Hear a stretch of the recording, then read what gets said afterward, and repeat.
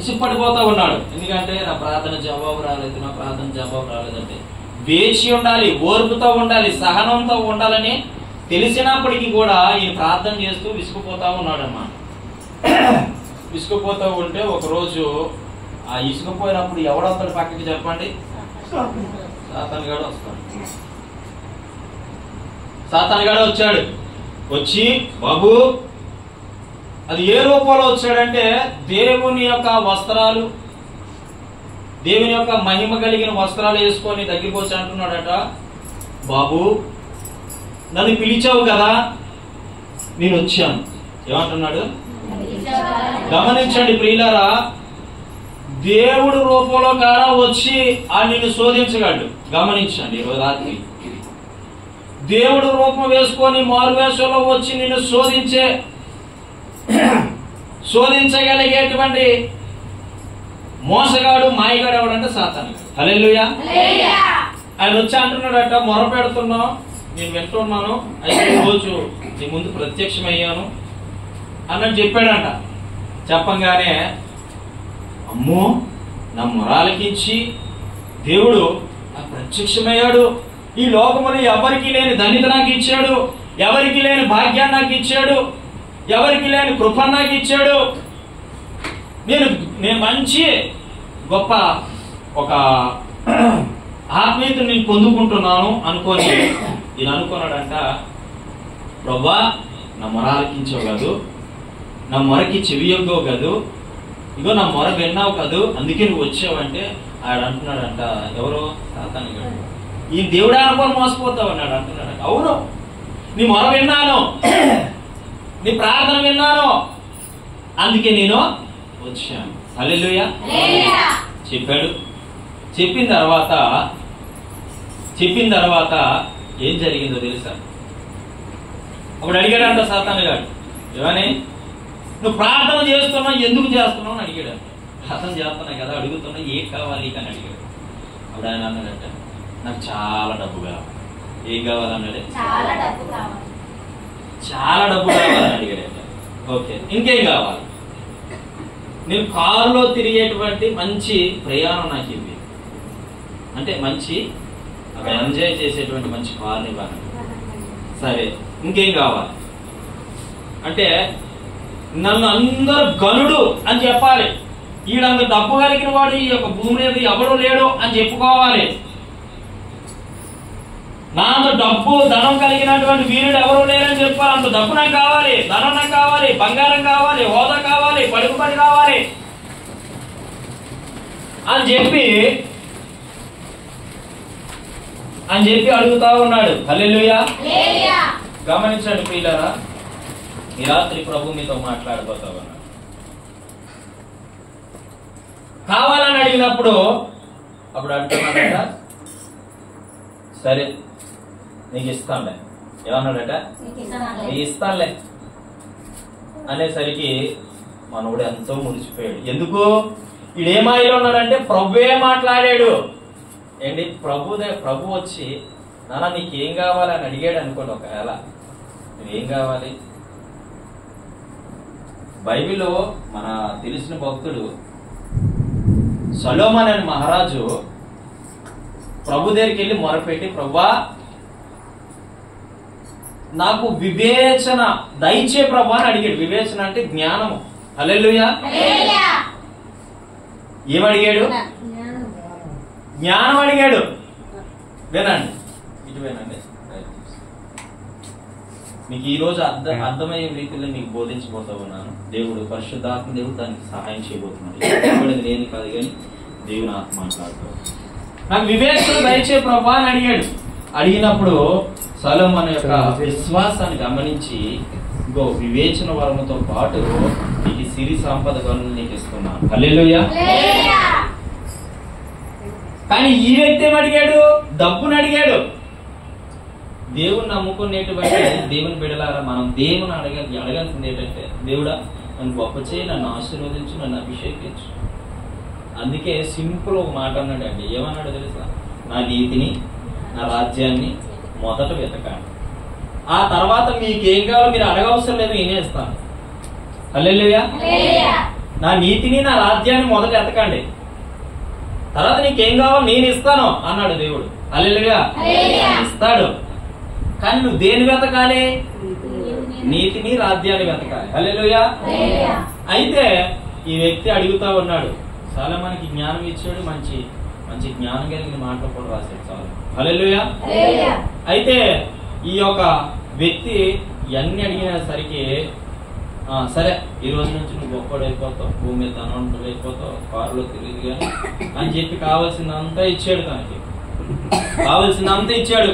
ఓ మనోడు రాజభోగంగా, ఓ చాలా చక్కగా హ్యాపీగా హ్యాపీగా హ్యాపీగా తిరుగుతా ఉన్నాడు. అందులో కారులో ఎంజాయ్ చేస్తూ, డబ్బు కట్ల మీద పడుకుంటూ హ్యాపీగా బ్రతుకుతూ ఉన్నాడు, హ్యాపీగా జీవిస్తూ ఉన్నాడు, సుఖంగా బ్రతుకుతూ ఉన్నాడు, ఏ ఇబ్బంది లేకుండా బ్రతుకుతూ ఉన్నాడు. అయితే ఒకానొక దినాన్ని ఆ సాతాను గడట ఊరి మీదకి వచ్చాడు. ఊరి మీదకి వచ్చి ఎవడు దొరుకుతాడా అని చూస్తాడు. హల్లెలూయా. ఎవడు దొరుకుతాడా నాకు అని చూస్తున్నాడట. ఎవడో దొరకడానికి ఎవడో ఖాళీ లేదు, అడిగి దొరకలేదు. ఖాళీ లేకపోవడం కాదు కానీ అడిగి చాలా మంది ఉంటారు, కానీ ఆ సమయానికి అడిగి ఎవరు దొరకలేదు. అప్పటికి వీడికి ఏం ఆలోచన వచ్చిందంటే తెలుసా, కొన్ని సంవత్సరాల నుంచి నన్ను నమ్మిన ఒకడు ఉన్నాడు. ఎవడో నన్ను తెలుసుకున్నాడు ఒకడు ఉన్నాడు. నేను చెబితే వింటాడు కాబట్టి ఆడి దగ్గరికి వెళ్దామని చెప్పి తిన్నగా వచ్చాడట. వచ్చి ప్రత్యక్షమయ్యాడట. ప్రభా ప్రభా ప్రభా వచ్చావా అని అడిగాడు. అంటే వచ్చాను. ఏం చెప్తున్నాడు? వచ్చాను అన్నాడు. వచ్చాను అంటాడికి సరే అయితే ఏం కావాలి ప్రభా? నాకు అన్నీ ఇచ్చావు దేవుడు, నాకు అన్నీ ఇచ్చావు. ఇంక ఏ వ్యామోహంలో ఉన్నాడంటే నాకు దేవుడే ఇచ్చాడని వ్యామోహంలో ఉన్నాడు. నాకు దేవుడే ఇచ్చాడు, దేవుడే కలుగు చేశాడని వ్యామోహంలో ఉన్నాడు.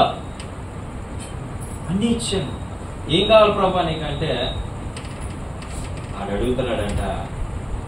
నేను చాలా సంవత్సరాలు అవుతుంది కదా నీ దగ్గరికి వచ్చి, చాలా దినాలు అవుతుంది కదా, ఈ ఊర్లో నాకు ఎవరు దొరకలేదు, నేను ఒకటి అడగాలనుకుంటున్నా అంటే ఏమైనా ఇస్తాను నీ కొరకు.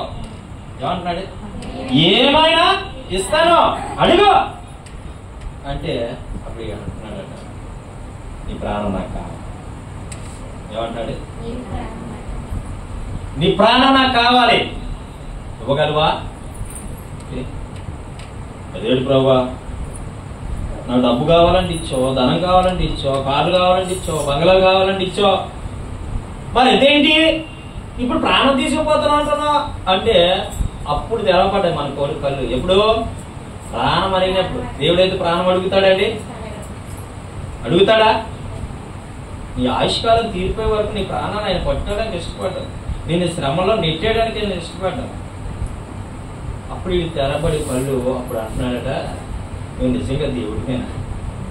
హల్లెలూయా.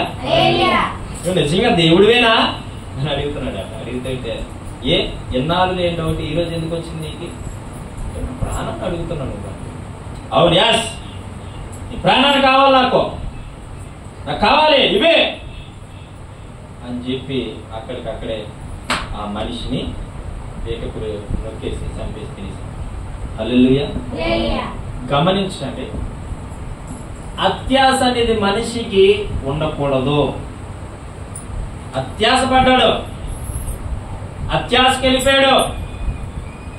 దేవుడు ఎప్పుడు ఒక మనిషిని ఉన్నపారంగా ఆశీర్వదించడు. ఎందుకో తెలుసా? నిన్ను నలుపుతా ఉంటాడు.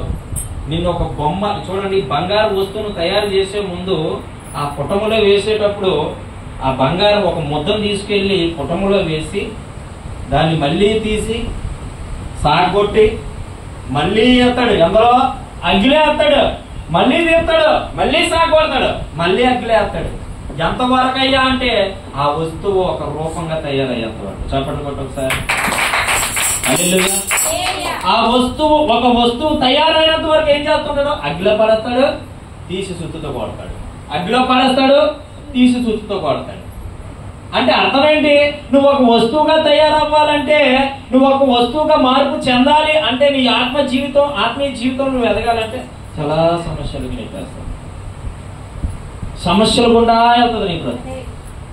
సమస్యలు గుండా వెళ్తూ ఉన్నప్పుడు నువ్వేమనుకోవాలి తెలుసా? దేవుడు నన్ను ఇంకా నలగొడతా ఉన్నాడు. హల్లెలూయా, హల్లెలూయా, హల్లెలూయా. నలగొడతా ఉన్నాడు. నేను ఒక వస్తువుగా తయారు చేయాలని నలగొడతా ఉన్నాడు అని అనుకోవాలి తప్ప నన్ను ఉన్నపాలంగా దేవుడు ఆశీర్వదించలేకపోయాడు. నన్ను ఉన్నపాలంగా దేవుడు దీవించలేకపోయాడు. నన్ను ఉన్నపాలంగా నేను ఆశీర్వాదం చూడలేకపోయాను. ఇన్ని సంవత్సరాలు అవుతుంది, 20, 10, 30 సంవత్సరాలు అవుతున్నప్పటికీ విసుగు పడిపోయి ఏమవుతుంది తెలుసా? ఆత్మీయ జీవితాన్ని కోల్పోతారు. హల్లెలూయా. రీసెంట్ గా రాజమండ్రి పరిసర ప్రాంతాల్లో ఒక దైవజనుడు ఎందుకు ఈ మాట జ్ఞాపకం చేస్తున్నాడు దేవుడు? ఒక మాట దేవుడు జ్ఞాపకం చేస్తున్నాడు, వినండి ప్రియమైనటువంటి దేవుని బిడ్డలారా. ఒక దైవజనుడు అంట ఇంచుమించు ఒక 50 మంది సంఘముతో సంఘాన్ని సేవని విడిచిపెట్టేసి నేను ఏం చేసాడు తెలుసా? మీడియాలో కూడా వచ్చింది. విడిచిపెట్టి వెళ్ళిపోయాడంట. ఎందుకయ్యా విడిచిపెట్టి వెళ్ళిపోయావని నాతో వచ్చిన గద్దరు ఉన్నారు కదా, గద్దరు గారు. ఆ రోజు మేము ఫోన్ చేసాం. అది వీడియోలో చూసి ఏ పాస్టర్ గారు ఏంటయ్యా ఎలా చేస్తారు, మీరు వెళ్ళి ఆ అన్యులతో కలిసిపోయారంట ఏంటయ్యా అని అడిగితే అప్పుడు ఆయన చెప్తున్నాడు, నాకు సంఘం దేనికి సహకరించలేదు.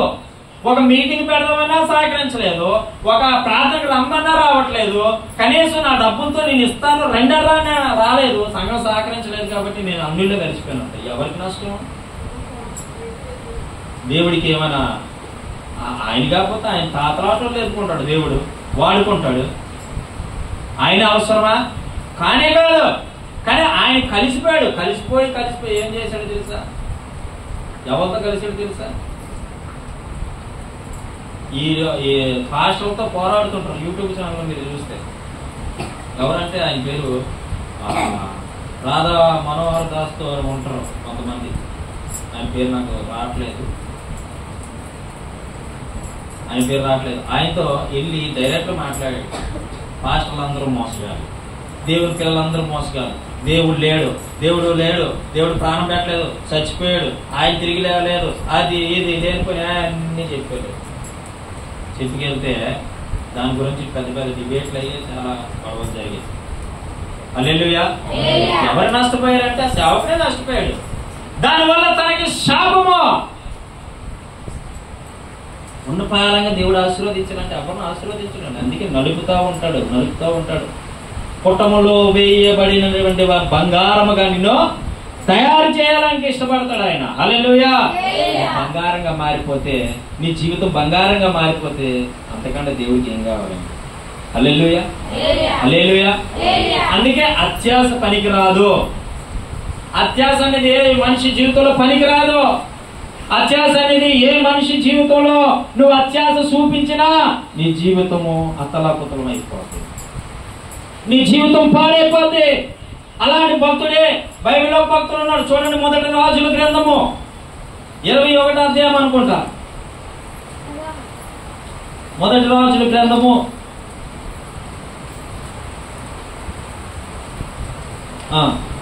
21వ అధ్యాయము మొదటి వచనం చదువుకుందాం. ఈ సంగతులైన తరువాత ఇజ్రాయేలులో సోమ్రోను రాజైన అహబు నగరును ఆనుకొని ఇజ్రాయేలీయుడైన నాబోతునకు ఒక ద్రాక్ష తోట కలిగి ఉండగా అతడు నాబోతుని పిలిపించి, నీ ద్రాక్ష తోట నాకు నగరును ఆనుకొని ఉన్నది కనుక అది నాకు కూర తోటకి ఇమ్మని, దానికి ప్రతిగా దానికంటే మంచి ద్రాక్ష తోట నీకు ఇచ్చేదనని లేదు అనుకూలమైన ఎడల దానిని క్రయమును కొమ్మని అడిగాను. హల్లెలూయా, హల్లెలూయా. కింద చూడండి. అందుకు నాబోతు, నా పిత్రజతము నీకిచ్చుటకు నాకు ఎంత మాత్రము నా వల్ల పడదని చెప్పగా, నా పిత్రజతము నీకు ఈయనని ఇజ్రాయేలుడైన నాబోతు తనతో చెప్పిన దానిని బట్టి అహబు మూత ముడుచుకున్నాడు. వాడి కోపముతో తన నగరకు పోయి మంచం మీద పరుండి ఎవరితోనూ మాట్లాడికి భోజనము చేయకి ఉండేను. హల్లెలూయా, హల్లెలూయా. అలాంటి వాడే ఈ యొక్క ఇజ్రాయేలు సోమ్రోను రాజైన అహబు అని మహారాజు ఏం చేశాడో తెలుసా? నాబోతు అనే ఒక మనుషుడికి, వినండి జాగ్రత్తగా మాట, చిన్న వాక్యమే ముగించేస్తాను. వాళ్ళు నాబోతు అనే ఒక వ్యక్తి ఒక ద్రాక్ష తోట ఉంటుంది అన్నమాట. నాబోతు అనే వ్యక్తికి ఒక ద్రాక్ష తోట ఉంటుంది. దాని మీద కన్నేశాడు ఎవరు? అహబు అని మహారాజు. గమనించాను, అహబు అని మహారాజు నాబోతు ద్రాక్ష తోట మీద కన్నేశాడు. ఏ మహారాజు అయినప్పటికీ ఆయనకి ఏం తక్కువ ఉంటుందా? మహారాజు అయినప్పటికీ ఆయన దగ్గర బంగారం, నగరం, నాణ్యాలు. ఈ రోజుల్లో అయితే మహారాజు అనిపించమన్న కారులో బంగారాలు కూడా ఉన్నాయి. హల్లెలూయా. వినండి వినండి వినండి, మనసు పెట్టండి, వాక్యం మీద మనసు పెట్టండి. ఈరోజు ప్రభు మీతో మాట్లాడబోతున్నాను. ఈ రాజుకి ఏం తక్కువ ఉంటుంది? రాజు అని పిలవబడిన వారికి ఏం తక్కువ ఉంటుందండి? చెప్పాలి. ఏం తక్కువ ఉంటుందా? ఏమి తక్కువ ఉండదు. కానీ ఈ ఎవరు ద్రాక్ష తోట మీద కన్నేసాడు? నాబోతు అనేటువంటి ఒక మనుషుడు ద్రాక్ష తోట మీద కన్ను వేశాడు. ఆ తోట నాకు ఎలాగైనా కావాలి అని వెళ్ళి ఆ అహబు దగ్గరికి వెళ్ళి నాబోతు దగ్గరికి వెళ్ళి, నాబోతు, నా నగరును, దేన్ని? నా నగరు అంటే తనకు కలిగి ఉన్న రాజ గృహము ఆనుకొని ఉంది ద్రాక్ష తోట, అది నాకు కావాలయ్యా. దేనికి? తోటకూరకే. అంటే తోటకూర అంటే మామూలు తోటకూర కాదండి. అంటే ఆ పొలమంతా దున్ని ఆ పొలంలోని ఏమేద్దామని, కూరగాయలు పంటలు వేద్దామని అడిగాడు. అడిగితే దేనికి అడుగుతున్నాడంటే దీనికే, పంట వేయడానికి అడుగుతూ ఉన్నాడు. ఈ నాబోతు ఏం చెప్తున్నాడో తెలుసా? అహబు రాజుతో అంటున్నాడు, అయ్యా ఇది నా తాత తండ్రులు సంపాదించింది, ఇది నీకు నింపను అంటున్నాడు అనమాట. ఆయనే అడుగుతున్నాడు, పోనీ ఒకవేళ అది మామూలుగా నాకు క్రైమ్కి ఇవి అంటే ధనం ఇస్తాను, డబ్బులు ఇస్తాను, ఇవి అని అడుగుతా ఉన్నాడు. మొదట దేనికి అడిగాడు? పంట వేసుకుంటాను ఇవ్వు అని అడిగాడు.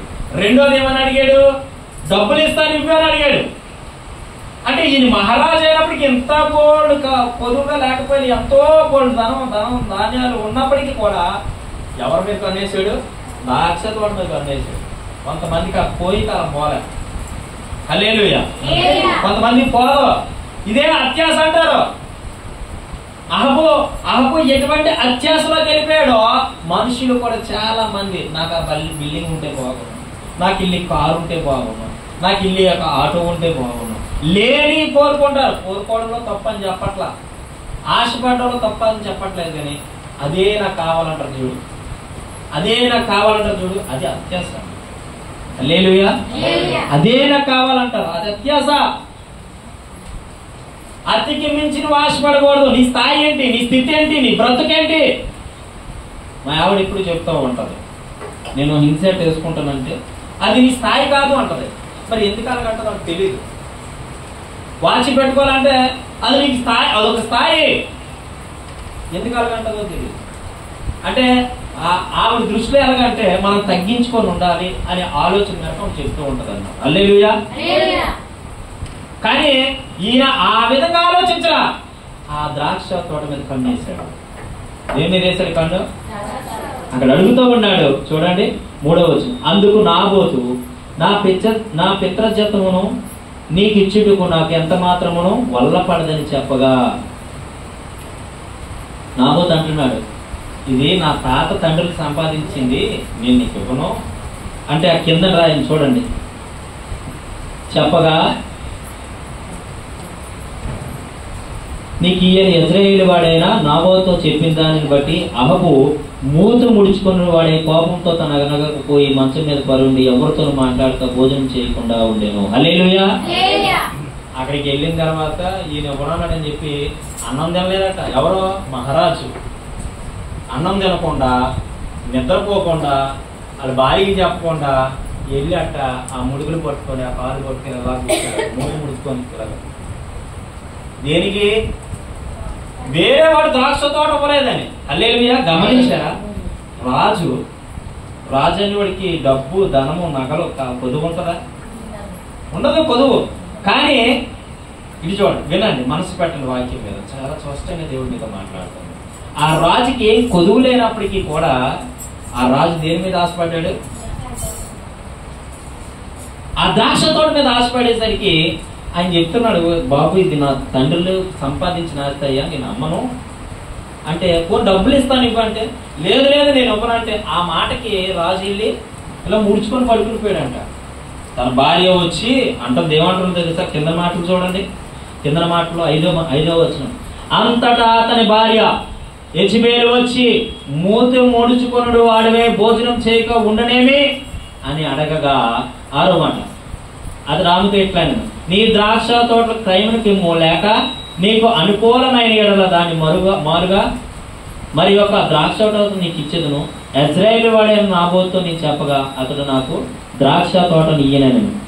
7వ మాట, అందుకు అతని భార్య అయిన యెజబెలు, ఇశ్రాయేలులో నీవు ఇప్పుడు రాజ్య పరిపాలన చేయట్లేదా? ఏమంటావు తెలుసా? ఇక్కడ నువ్వు రాజువి, నువ్వు అడిగితే కూడా నువ్వు ఇశ్రాయేలుకు రాజుగా ఉన్నావు, నువ్వు చెప్పింది చేయాలి, నువ్వు చెప్పిందే చట్టం, నువ్వు చెప్పిందే న్యాయం, నువ్వు చెప్పిందే ధర్మం, అయినప్పటికీ రాజు మాట వినలేని వాడెవడు అని చెప్పి కిందకి చదువుకుంటూ ఉంటది. 2 మనుషులు తీసుకొస్తారు. 2 మనుషులు తీసుకొచ్చి ఒక ఆయత రాయించి లేని మాటలు పలకమని చెప్తుంది అక్కడ రాజ సన్నిధిలో. హల్లెలూయా. అప్పుడు చూడండి, కిందకి చదివిస్తే మీకు అర్థమవుతుంది. 8వ మాట, అహబు పేరట తాకీదు రాయించి, అంటే అహబు అంటే రాజు పేరట ఒక ఉత్తరం రాయించాడు. అహబు పేరట తాకీదు రాయించి అతను ముద్రతో ముద్రించి ఆ తాకీదు నాబోతు నివాసము చేయుచున్న పట్టణ పెద్దలకు సామంతులకు పంపిన. అంటే పెద్ద వాళ్ళు, గొప్ప వాళ్ళు, ఆ దేశంలో ఉన్న గొప్ప వాళ్ళకి ఈ పేపర్ను పంపించాడు. ఏ పేపర్ తెలుసా? ఆయన పేరట ఈ ద్రాక్ష తోటన నాకు ఇవ్వలేదు అని కోపం మీద ఈ రాజ్య పరిపాలన చేసేవాడు నీవు కాబట్టి నీకే ఇవ్వకూడదు పెట్టిన తన భార్య ఏం చేసింది? తెలుగుగా ఆలోచించి ఆ యొక్క పేపర్ని ఆ సామాధిపతులు అంటే ఆ రోజుల్లో గొప్పవారు అర్థం అన్నమాట, వాళ్ళ దగ్గరికి వెళ్ళి పంపించింది. 9వ మాట చూడండి, అక్కడ ఆ తాకీదులో వ్రాయించింది ఏమనగా, అందులో ఏముందో తెలుసా? ఆ ఉత్తరంలో, ఉపవాస దినము జరగవలెనని మీరు చాటించి నాబోతు జనుల ఎదుట నిలవబెట్టి నీవు దేవుని రాజును దూషించితివని అతని మీద సాక్ష్యం పలుటకు పనికి మారిన వారి 2 మనుషులను స్థిరపరచుడి. తీర్పైన మీదట అతను బయటికి తీసుకొని పోయి రాళ్ళతో చావగొట్టుడి. హల్లెలూయా. ఇక్కడ ఏమంటున్నాడో తెలుసా? ఇక్కడ ఏమంటున్నాడంటే రాజుని, నీ దేవుడైన రాజును దూషించితివని. ఆ తాకీదులో ఏమని రాస్తాం తెలుసా? రాజు తిట్టాడు, ఈయన రాజు పనికిమాలోడు, అలాంటి ఇలాంటి అని తిట్టాడు కాబట్టి వీడికి శిక్ష పడాలని చెప్పేసి 2 పనికిమాలిన మనుషుల్ని, అంటే అబద్ధ సాక్ష్యం చెప్పే మనుషులు 2 తీసుకొచ్చి ఎదుటి నిలవబెట్టి చెప్పేస్తూ ఉన్నాడు అబద్ధ సాక్ష్యం. ఏమని చెప్పిస్తున్నాడంటే, ఈయన రాజుని తిట్టాడు. ఎవరో? ద్రాక్ష తోట కలిగిన ఈ నాబోతు. ఈయన రాజుని తిట్టాడు కాబట్టి ఈ రాజు ఏం చేయాలన్నా? అబద్ధ సాక్ష్యం పలుకుతున్నారు. ఈ రాజుని తిట్టాడు, ఈయన ఖచ్చితంగా శిక్ష ఇయ్యాలి. అంటే ఏ శిక్ష తెలుసా? ఆ రోజుల్లోనే అబద్ధం చెప్పిన రాజుని తిట్టిన ఏ శిక్ష అంటే రాళ్ళుతో చావు. హల్లెలూయా. వెంటనే వెళ్ళి రాళ్ళు తెచ్చి ఆ నాబోతుని చావు కొట్టాడు. చూడండి, ఒకే ఒక పొలం కలిగి ఉన్న ఈ నాబోతు, ద్రాక్ష తోట కలిగిన ఈ నాబోతుకి పాపం అహబు రాజు ఆశపడడం అహబు తప్ప, నాబోతు తప్ప? అహబు మహారాజు అయినప్పటికీ ఆయనకి ధనము గాని, డబ్బు గాని, అందం గాని ఏది కొలవలేదు. అయినా సరే ఈయన ఆస్తి మీద కొన్నేసాడు. చాలా మంది ఈ రోజుల్లో చేసేది ఏంటంటే ఎంతున్నా పక్కోడి దాని మీదే ఆశపడ్డాయి. ఈ రోజుల్లో జరిగేది అదే, ఈ రోజుల్లో జరగబోతున్నది కూడా అదే. దేవుని రాకళ్ళు చూచిందన్నమాట. హల్లెలూయా. ఆ రోజుల్లో జరిగే క్రీస్తు పూర్వం కాబట్టి బైబిల్లో రాయబడి ఉంది. ఈయనకి ఎంత కలిగి ఉన్నా, ఎంత ఆస్తి కలిగి ఉన్నా పక్కోడి ఆస్తి మీద మాత్రం కన్ను పోలా. పక్కోడిది ఎందుకండి? అందుకే ఆజ్ఞలో చూడండి, అక్కడ ఆజ్ఞలో ఎన్నో ఆజ్ఞ అంటే 5వది అనుకుంటాను. నీ దేవుడైన యెహోవా నీకు అనుగ్రహించిన దేశంలో నీ దీర్ఘాయుష్యం, అది కాదు, 8వ మాట, దొంగలేమకూడదు, నీ పొరుగు వారి మీద అబద్ధ సాక్ష్యం పలకూడదు. నాబోతు ఏం చేశాడు? అహబు ఏం చేశాడు? నాబోతు మీద అబద్ధ సాక్ష్యం పలికాడు. 2వది, నీ దేవుడైన యెహోవా నేను తప్ప పైన ఆకాశం అందే కానీ. 3వ మాట అనుకోండి,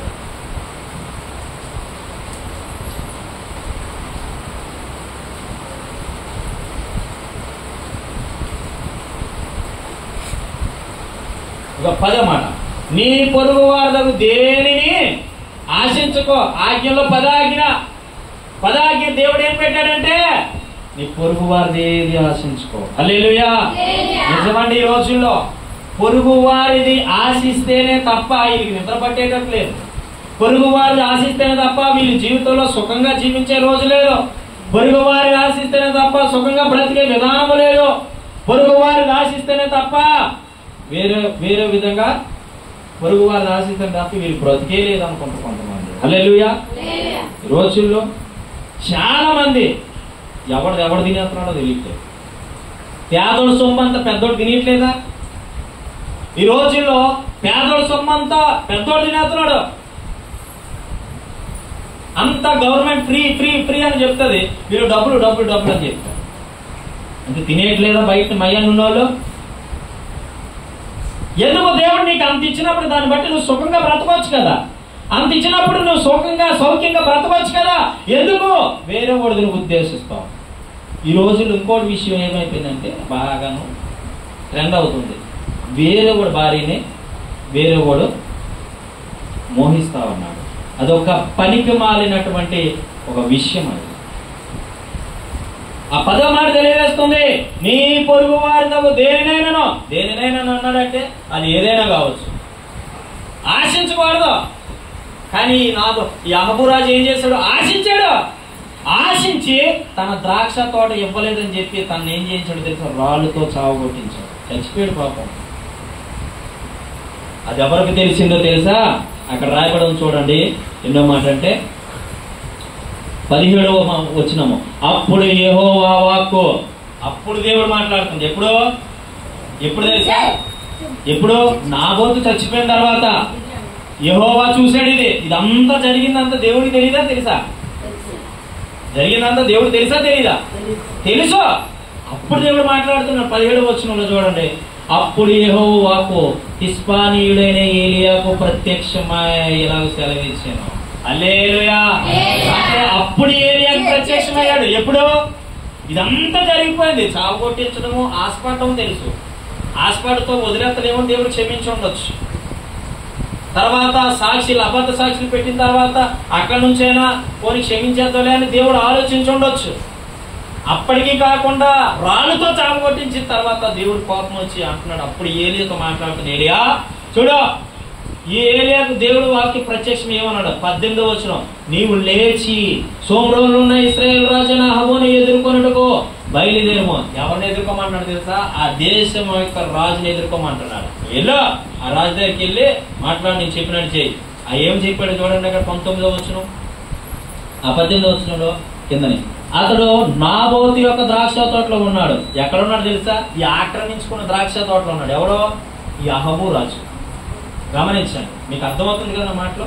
ఈ అహబు రాజు ఆ ద్రాక్ష తోటలో ఉన్నాడు. ఆ ద్రాక్ష తోట ఎవరిది? నాబోతుది.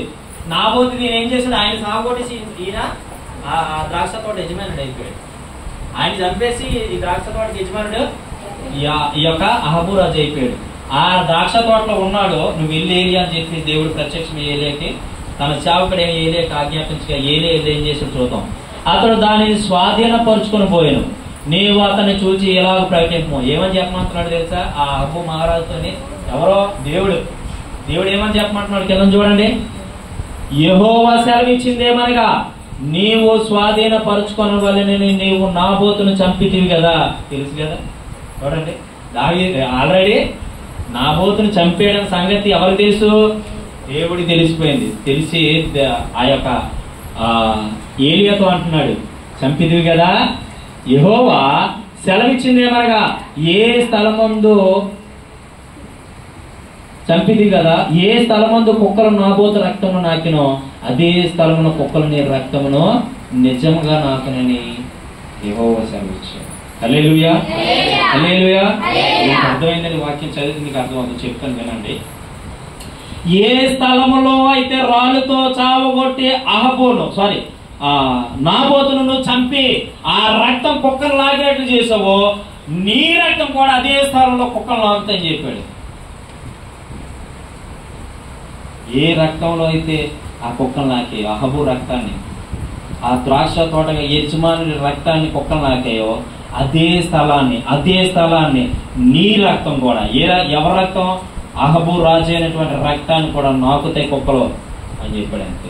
ఎవరు చెప్పారు తెలుసా? దేవుడు ఏం చెప్పాలా? దేవుడు ఏలియాతో మాట్లాడితే ఏలియాని చెప్పాడు అహబు రాజుతో. భయపడిపోయాడు అహబు రాజు. భయపడిపోయి కింద చేస్తున్నా చూడండి అక్కడ 21 చెప్పాను. అంతటా అహబు ఏలియాను చూసి నా పగవాడా, ఏమన్నాడు తెలుసా? ఏలియాని అనుకుంటున్నాడు నా మీద పగబెట్టేశాడు అని అక్కడ పిలుస్తున్నాడు. నా పగవాడా, నీ చేతిలో నేను చిక్కబడితినా. ఏమనుకుంటున్నాడంటే ఈయన సాధారణమైన మనిషి, ఊరికినే చెప్పాడని ఈయన అనుకుంటున్నాడు. ఇది దేవుడు మాట్లాడే సంగతే తెలియట్లా. ఈయన ఏమంటున్నాడు? నా పగవాడా, నీ యొక్క చేతులకి నేను చిక్కితినా? చిక్కపోతే ఏమవుతాడు మరి అని పలకగా ఏలియా ఎట్లానో. అప్పుడు ఏలియా చెప్తున్నాడు. ఏమని చెప్తున్నాడు తెలుసా? కింద మాటలు చూడండి. యెహోవా దృష్టికి కీడు చేటుకుని నీవే అమ్ముకొని ఉన్నావు గనుక నా చేతిలో నీవు చిక్కితివి. హల్లెలూయా. ఏమంటున్నాడు? నువ్వు నా చేతిలో చిక్కావు, ఇంకా నువ్వు తప్పించుకోవడానికి వీల్లేదు. 21వ వచనం చూడండి ఏమన్నాడు? అందుకు యెహోవా ఇలాగ సెలవిచ్చును, నేను నీ మీదకి అపాయము రప్పించదును, నీ సంతతి వారిని నాశనం చేతును, అల్పులేమి గనులేమి ఇశ్రాయేలులో ఆబో పక్షమును ఎవడైనను లేకుండా పురుషులందరూ నిర్మూలన చేస్తాను. చూసారండి, అహబు చేసిన చిన్న పొరపాటు వల్ల, అది ఏ పొరపాటు తెలుసా? నాబోతు ద్రాక్ష తోటను ఆశపడడం వల్ల, నాబోతు కలిగి ఉన్న ఆస్తిని ఆశపడడం వల్ల, నాబోతు కలిగి ఉన్న ఆ యొక్క ఆస్తిని ఆశపడడం వల్ల ఏం చేశారు తెలుసా? ఆ యొక్క అహబు రాజే కాదండి, తన కుటుంబంలో ఎంతమంది అయితే ఉన్నారో అంతమంది మీదకి దేవుడు అపాయం వచ్చేసింది. ఈరోజు ఈ వాక్యం ద్వారా మనం ఏం తెలుసుకోవాలో తెలుసా? ఎవరిది ఊరికే ఆశపడకూడదు. హల్లెలూయా. ఎవరిది ఊరికినే మనం ఆశపడకూడదు. ఏ విధంగా మనం అత్యాశ అనమాట, అది ఆశపడడం కాదండి, అత్యాశ. నీకు అన్ని ఇచ్చాడు దేవుడు. నీకు అన్ని ఇచ్చినప్పుడు దాన్ని బట్టి నువ్వు సంతృప్తి చెందాలి కదా. నీకు అన్ని ఇచ్చినప్పుడు దాన్ని బట్టి నువ్వు ఆనందించాలి కదా, దాన్ని బట్టి నువ్వు సంతోషించాలి కదా. కానీ నీకు ఇంకోటి కావాలని ఆశపడుతున్నా, అది ఎంత దరిద్రమైన మాట అంటే నిజంగా అది ఊహించడానికే దరిద్రం అండి. ఈ రోజుల్లో సమాజము కావచ్చు, ఈ రోజుల్లో ఉన్నటువంటి లోకస్తులే కావచ్చు, ఈ రోజుల్లో ఉన్న జనాలే కావచ్చు, ఈ రోజుల్లో ఉన్నటువంటి లోకస్తులు కావచ్చు, ఏం జరుగుతుందయ్యా అంటే నీ కలిగి ఉన్న దాన్ని విడిచిపెట్టి వేరే దాన్ని ఆశపడుతుంటా చూడు, అది చాలా చాలా దరిద్రము. దానివల్ల నీకు శాపమే. రాలేదా అహబు రాజుకి? శాపం వచ్చింది. వారినే కాదు, వారి కుటుంబాలు అందరూ చచ్చిపోయారు, వారి కుటుంబాలు అందరూ నిర్మూలం అయిపోయారు. హల్లెలూయా. వాక్యాన్ని అర్థం చేసుకుంటే ఇది చాలా సత్యం. మీరు పడుకుని పోయి ఊగులు ఆడుతున్నారు కానీ చాలా సత్యం అండి. వాక్యం అర్థం చేసుకోండి. నాబోతుకు మహారాజుగా దేవుడు దీవించాడు. అహబోని మహారాజుగా దేవుడు దీవించాడు. గొప్పవాడి ఇశ్రాయేలు ప్రజలకి నియమించాడు. గొప్ప మహారాజుగా నువ్వు ఉండాలని దేవుడు దీవిస్తే ఈ నాబోతు ఏం చేశాడు తెలుసా? తనకున్న మైండ్ సెట్ను, పనికి మాల ఆలోచనకి తన మైండ్ని పెట్టి ఆ యొక్క అహబో ద్రాక్ష తోటను ఏం చేశాడు? కావాలని ఆశించాడు. చాలా మంది ఏం చేస్తారంటే నీకు ఇచ్చిన ఒక భార్యని బట్టి తృప్తి చెందవు, వేరే వాడి భార్యని ఆశిస్తాడు. నీకు ఇచ్చినటువంటి ఆస్తిని బట్టి తృప్తి చెందవు, వేరే వాడి ఆస్తిని ఆశిస్తావు.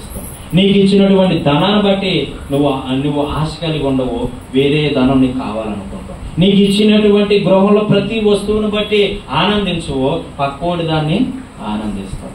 ఇదేం పోయే కాలం అండి, ఇదేం పనికి మాలినటువంటి ఆలోచన అండి. చాలా మంది చేసేటువంటిది అదే. ఈ రోజు అలాగ నువ్వు ఆలోచిస్తే నీ ఆలోచన విధానం మార్చుకో. ఈ వాక్యం ద్వారా ఇలాగా నువ్వు ఆలోచన కలిగి ఉంటే ఈ ఆలోచన విధానాన్ని మార్చుకో, లేకపోతే నీ మీదకి నీ కుటుంబం మీదకి శాపం రాబోతా ఉంది. అది ఎటువంటి శాపం అంటే ఇంకెవ్వడూ లేడు. అహబు రాజు గల తాలూకా ఇంటి పేరు గల ఎవ్వరు లేరండి, నిర్మూలన చేస్తాడు మొత్తం అందరినీ. నీకు ఇచ్చిన దాన్ని బట్టి నువ్వు తృప్తి చెందు. అందుకే దేవుడు ఒక మాట్లాడతాడు, మనకి ఇచ్చిన దాన్ని బట్టి మనం తృప్తి కలిగి. ఎవరికో కార్లు ఉన్నాయండి, మనకు కావాలంటే వస్తాయా? దేవుడు ఆ దినానికి ఒకవేళ నువ్వు ఒక దినాన్ని దేవుడు దృష్టిలో హెచ్చింపబడాలనే ఉంటే ఆ రోజుకి నువ్వు వెళ్తావు, నువ్వు కారులో తిరుగుతావు.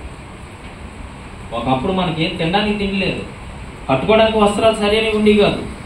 నిజం చెప్తున్నాను, ఈ రోజు సమృద్ధిగా దేవుడు మనకి పెట్టాడంటే అర్థం ఏంటంటే ఈ దినాన్ని ఈ విధంగా కలుగు చేసినందుకు దేవుని స్తోత్రం చెప్పాలి. ఆ విధం దేవుడు ఆ రోజుల్లో లేనప్పటికి కూడా మనం దేవుడి స్తోత్రం చెల్లించలేదా? మరి ఈ రోజు ఉన్నప్పుడు కూడా అదే స్తోత్రం చెల్లించాలి. కానీ ప్రభువా ఇంకా కావాలి ఇంకా కావాలంటే రాదు. హల్లెలూయా. కారు సైకిల్ మీద తిరిగినోడు అనుకుంటాడట, నాకు మంచి బైక్ ఉంటే బాగుండు అనుకుంటాడట. బైక్ మీద తిరిగినోడు అనుకుంటాడట, మంచి కారు ఉంటే బాగుండు అనుకుంటాడట. కారులో తిరిగినోడు అనుకుంటాడట, మంచి ఫ్లైట్ మీద తిరిగితే బాగుండు. ఫ్లైట్ లో తిరిగినోడు అనుకుంటే సొంత విమానం ఉంటే బాగుండు. మరి కాళ్ళు లేని పరిస్థితి ఏంటి? కాళ్ళు చేతుల్లోని పరిస్థితి ఏంటి అంటే అర్థం చేసుకోవాలి. అప్పుడు ఆ కాళ్ళు లేనివాడు అనుకుంటాడట, నాకు కాళ్ళు ఉంటే బాగుంది. హల్లెలూయా. కాళ్ళు లేనివాడికి అర్థం అవుతుందండి కాళ్ళు తాలూకు వాల్యూ ఏంటండి. కాళ్ళు లేనివాడికి అర్థం అవుతుంది కాళ్ళు తాలూకు వాల్యూ ఏంటంటే. అటువంటి మంచి ఆరోగ్యం దేవుడు నీకు ఇచ్చినప్పుడు నువ్వు ఎందుకు ఆశిస్తావు? ఆశించటంలో రెండు విధానాలు ఉన్నాయి. దేవుడు ఇచ్చేది పొందుకొని ఆశించటం, ప్రభన ఫలం కావాలి ఇవ్వయ్యా ఆశ వేరు. కానీ పక్కోడు జ్యూస్ కావాలంట చూడు, అదే పనికిమాల ఆలోచన. అది స్త్రీలకి చెందుతుంది, పురుషులకి చెందుతుంది. నీకు మంచి భర్తనిచ్చాడా, నీ భర్తను బట్టి సంతోషించు. నీ మంచి కుటుంబాన్ని ఇచ్చాడా, నీ కుటుంబాన్ని బట్టి సంతోషించు. నీకు మంచి ఒక ఏసీ ఇచ్చాడా, దాన్ని బట్టి సంతోషించు. టైల్స్ వంటి గృహాన్ని ఇచ్చాడా, దాన్ని బట్టి సంతోషించు. మరి టైల్స్ మనం మీద టైల్స్ మీద నడుస్తున్నాం, మరి ఆ టైల్స్ వేసుకోలేని పరిస్థితి ఏంటి అని మనం ఆలోచిస్తే ఆడు అచ్చేసుకోవడం లేదు. ఎవడో కూడా పెద్దగా అచ్చేసుకోవడానికి ఇష్టపడ్డాడు. ఈ యొక్క అహబు రాజు పోయినట్లు అచ్చేసుకోవడం. గమనించండి ప్రియులారా, మీకు ఏదైతే అవసరం అదే కావాలి. మీకు ఒకడు ఫ్రిడ్జ్ కొనుక్కున్నాడు అనుకో, దేవానికి స్తోత్రం అని చెప్పు. వా దేవుడు ఆంకించాడు కానీ నాకు ఇచ్చితే బాగుండు. వాడు మంచం కొనుక్కున్నాడు అనుకో, ఆ మంచాన్ని బట్టి నువ్వు సంతోషించు. బా మంచి మంచమే, అలా తక్కువకి వస్తే నాకు బాగుండు. దేవుడు ఆవిడకి ఇచ్చాడు కానీ నాకు ఇచ్చితే బాగుండు. అంటే ఆలోచన విధానం ఏమవుతుందంటే నీ మైండ్లోనే పనికి మాల ఆలోచన తిరుగుతోంది. సరి చేసుకో. ఒకవేళ దేవుడు వాళ్ళకి మంచి ఇల్లుని ఇచ్చాడు, అలాంటి ఇల్లు నువ్వు ప్రభా అని అడగడంలో తప్పలేదు. కానీ ఆవిడికి ఇచ్చావు కానీ నాకు ఇస్తే బాగుంది కాదు ప్రభా, తప్పు రాంగో. నీకు బండి ఇచ్చాడు మంచిది, నాకు అలాంటి బండి ఇవ్వు ప్రభా అని ఆలోచించడంలో తప్పలేదు. దాన్ని ప్రభా ఆవిడికి ఇచ్చు కానీ నాకు ఇస్తే బాగుండు కదా, ఇదే పనికిమాల ఆలోచన. జాగ్రత్త, నువ్వు ఏ పరిస్థితుల్లో ఉన్నావు. అహబులాగా పనికిమాల ఆలోచన ద్వారా కుటుంబాన్ని నాశనం చేసుకుంటావా, లేకపోతే అక్కడ ఉన్నటువంటి ఆయన పేరు నాబోతులాగా ఆ యొక్క నాబోతు కలిగినటువంటి ఒక మంచి ఏది ఇస్తే దాన్ని బట్టి తృప్తి చెందుతావా? గమనించే ప్రియులారా, నీకున్ని దాన్ని బట్టి తృప్తి చెందు.